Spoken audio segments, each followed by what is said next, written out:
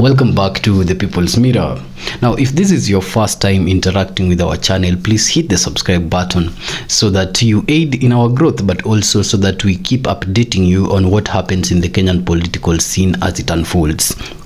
If you had subscribed before and you're not sure, then you can also counter check with the subscription button. And you can also share with your friends this channel called The People's Mirror if they are interested about politics, so that they get to know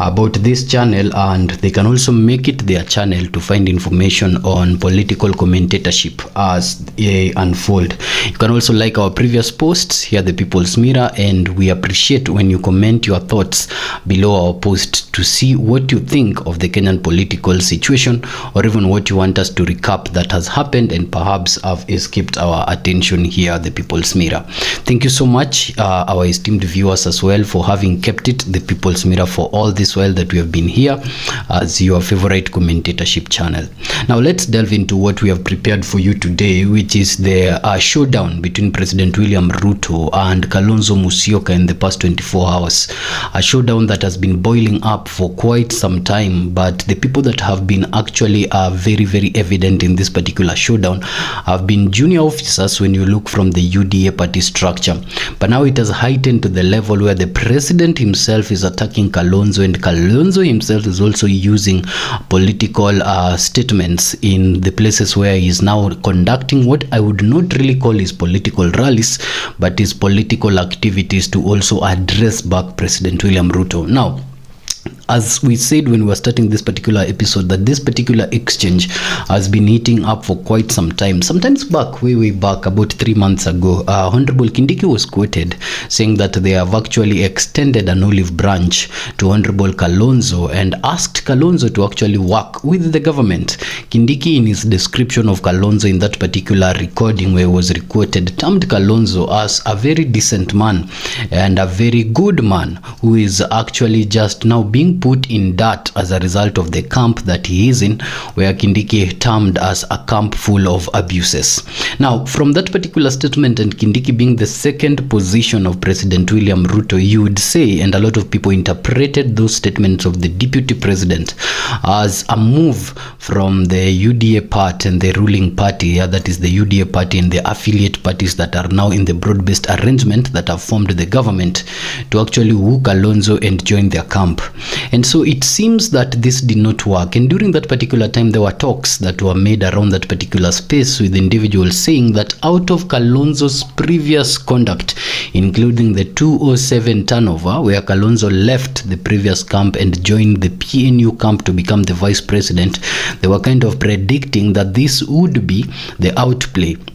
of Kalonzo's political activities moving into 2027, just 20 years after the 207 activity. Now, Kalonzo has not only explained how 207 ended up with him now joining Kibaki and leaving the other camp, but Kalonzo has since maintained his ground in this 2027 primaries and preparations to these major polls that are supposed to come in less than 2 years' time. And he has held his ground to show that this time is not going to join any other camp, is going to stay within the united opposition until the D-Day, and is going to be in that ballot if the united opposition core principles agree on him as the hope of Kenyans against President William Ruto in 2027. Now, President William Ruto has been trying to woo this Kalonzo approach, of course, from the statements of Deputy President Kindiki, and it seems that Kalonzo has since resisted and rejected that particular approach. But you cannot downplay the fact that when President Ruto started his approach towards Kalonzo, it caused jitters within the united opposition, to the extent that Rigathi Gachagua himself made a speech saying that the united opposition have resolved to be united in cause and in purpose until the D-Day, and the individual that will leave that particular common cause of purpose will be the person that will have betrayed the Kenyan people. When these statements were being made by Rigathi Gachagua, then one camp looked at it as statements that were being made to solidify the political camp that is the united opposition, but other people also read deep into it and said this could have been jittery statements coming as a result of the fact that the ruling government was trying as much as possible to access Kalonzo. Now that it's very clear, and we will take a look at statements of Kalonzo later on while replying to President Ruto, but now that it is very clear that Kalonzo has since maintained his ground until now, the end of 2025, leaving just 2026 and a few months into 2027 before we have the elections on the second Tuesday of August in 2027, Kalonzo has maintained his ground. And now this approach has been shifted from an approach of inviting Kalonzo to join the camp to an approach of discrediting Kalonzo. And the discrediting sequence can also be trailed back now for quite some time. It started when the ODM faction, the part that is still undecided whether or not they want to join the broad-based arrangement in 2027 and beyond, showed a willingness and a likelihood of working with Kalonzo if Kalonzo made some correction in his camp. Now Kalonzo has since maintained his camp as it is, but the ODM's faction that does not want to work with President William Ruto are still showing some willingness to work with Kalonzo, and this has become a bother. If you add this with the fact that key close allies of the Odingas, including the Odinga family itself, and that is the Mama Kano Nida Odinga and the families of the Raila Odinga, which are actually very, very welcoming to Kalonzo, as witnessed in the burial of Raila Odinga and also at the burial of his sister, and you tie that with the fact that close allies of Odinga like Orengo are also talking about Kalonzo as a preferred candidate over Ruto whenever they make these particular political statements,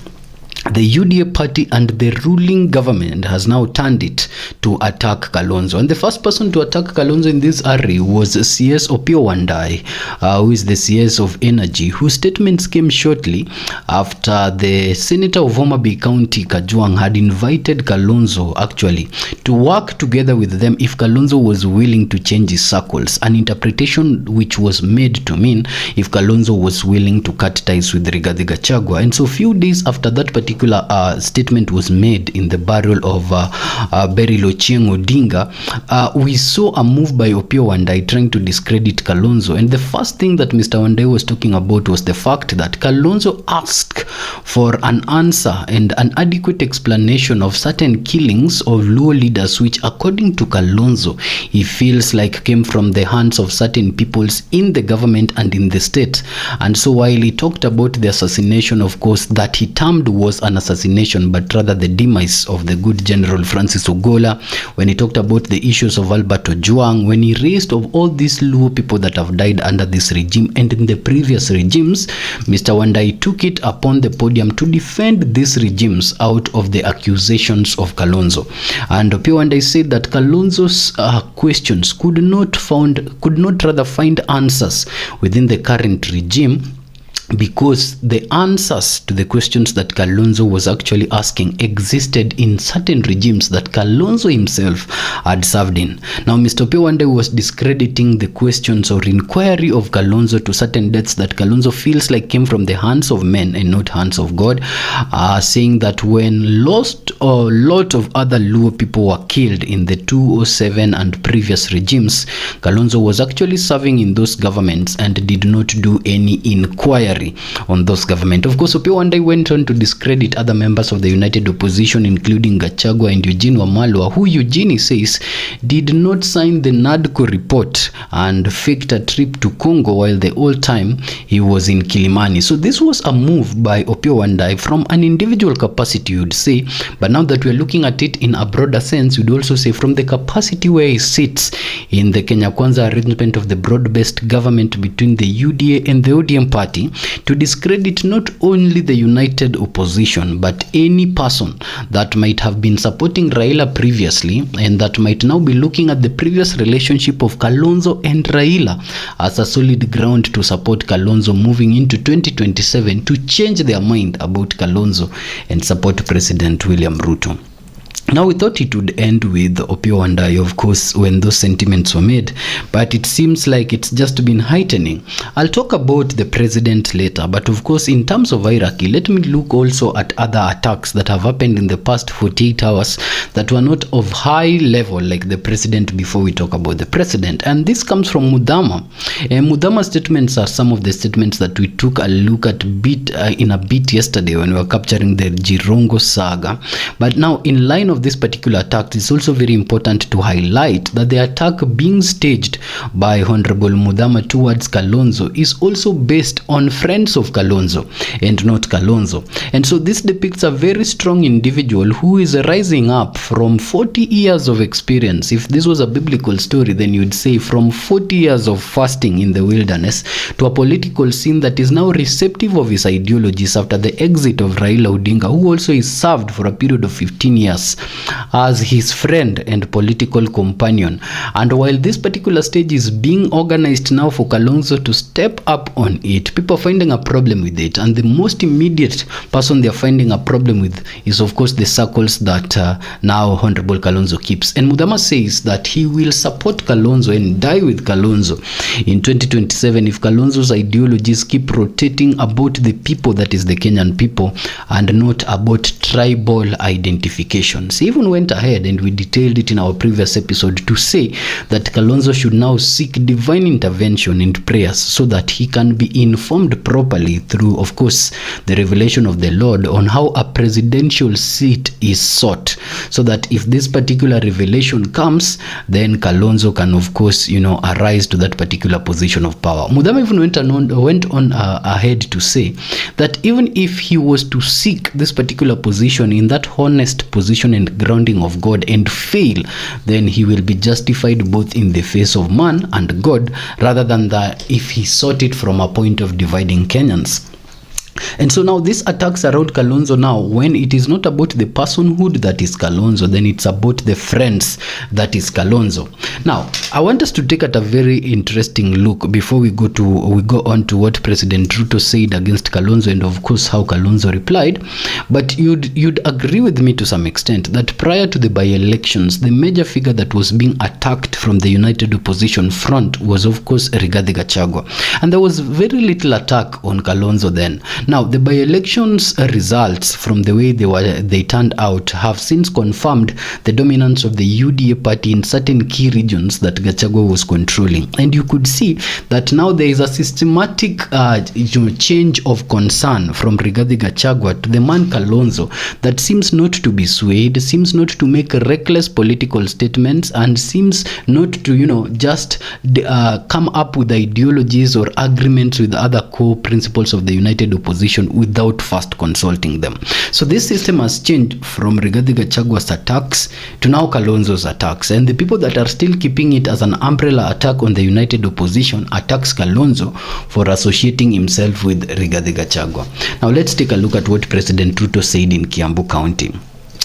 While he was addressing the church, and later on while he was addressing the people on a rally in Kiambu, President Ruto now also took part of, rather dimming the shining lights of Kalonzo as a possible rising star to face him in the 2027 major polls. Now, President Ruto has generally downplayed the United Opposition as no competition come 2027, and he said that the major threat that he had in this particular country was, of course, the Raila Odinga effect, and without Raila Odinga in the picture, the United Opposition rather portrays a very weak opponent to President William Ruto moving into 2027. But as we say, politics, as much as could be controlled by certain leaders, is still a game of numbers, and if the numbers sway a particular way, then it bothers even the president that is wielding the power at that particular time. And it seems to bother President Ruto that from the United Opposition camp now seems to rise a man that is not reckless in statements and is very orderly, and with 40 years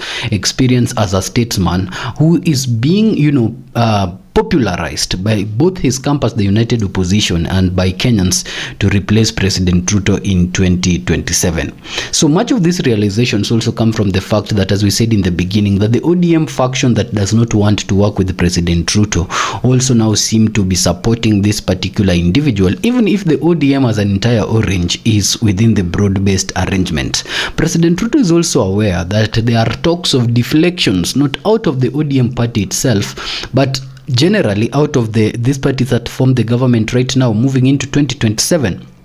Other individuals have resigned, other individuals have been ousted by the party, but between now and 2027, individuals will most likely step out of UDA and ODM to look for other camps that have the people and that listens to the people moving into the major polls. And Nairobi is one key institution that might go that way. And so as a county, if Nairobi top contenders like Sifuna and Babu Owino were to deflect from the broad-based arrangement and their ODM party right now, they would fall on the laps of Kalonzo. And the effect of that is that the city politics will now be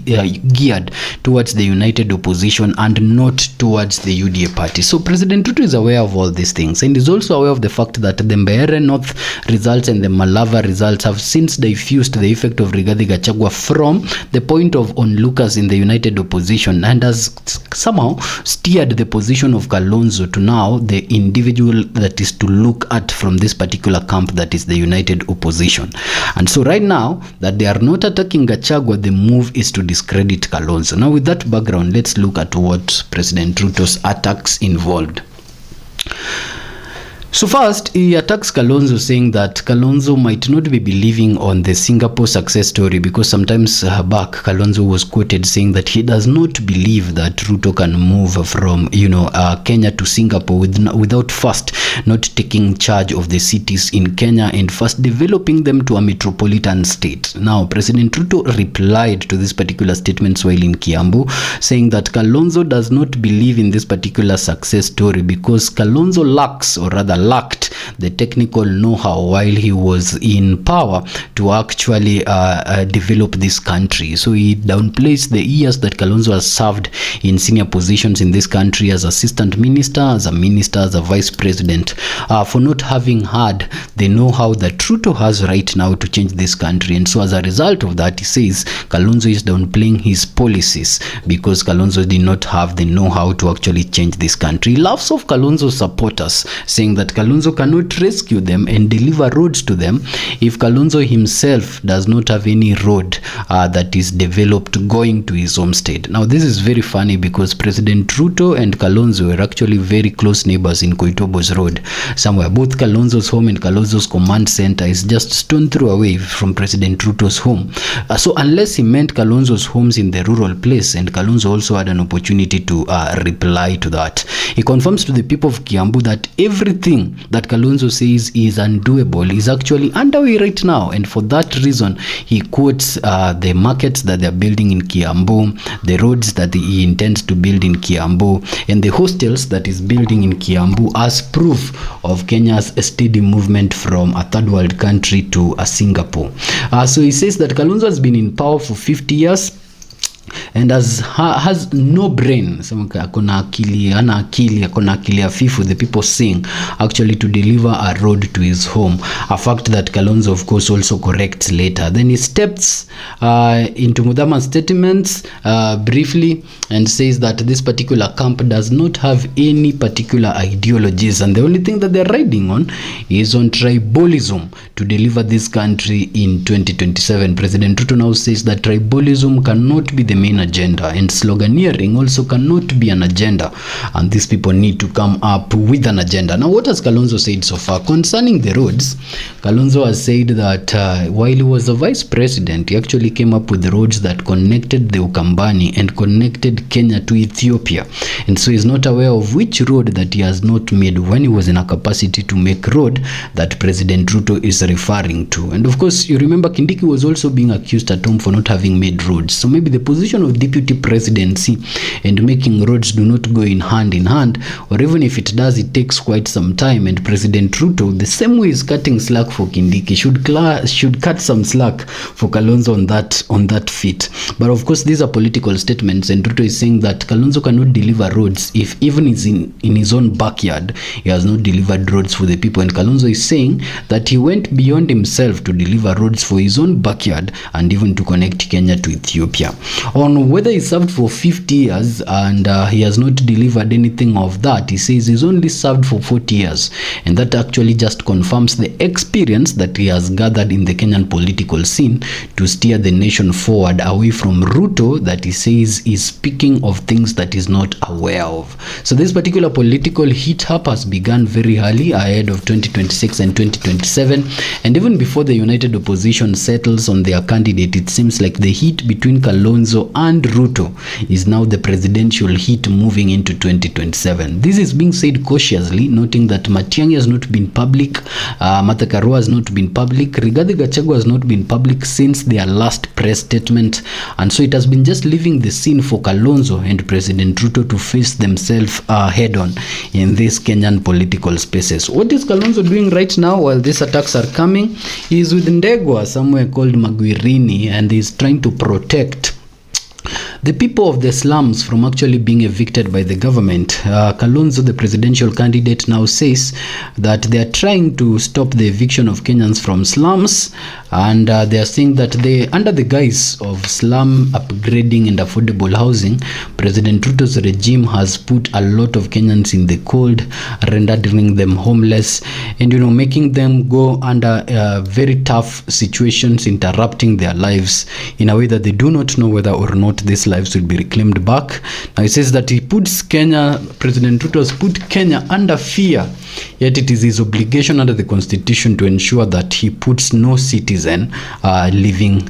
in Kenya to live under fear. He has also declared to the people of Marigwini, saying that he will see to it that their rights are defended to the latter. He has even promised that the days that the bulldozers get there, if they are not properly compensated and this process does not follow the full process of the law, then he will be there to ensure that they are not evicted. And of course, in his response to Ruto, he has talked about the 40 years and of also the road that he made connecting Kenya to Ethiopia, saying that instead of Ruto praying in Kiambu, Ruto took time to banter him with facts that are unverified, and saying that the 40 years experience is a proof to Kenyans that he has the technical know-how to actually face President Ruto in the 2027 major polls. Now, politics keep getting interesting, and as people are also even taking time to go for their Christmas holidays, we'll try as much as possible to keep our lenses on whatever happens in the Kenyan political scene and keep you updated. So keep it here at the People's Mirror now and forever moving forward into the 2027 major polls. Until our next episode.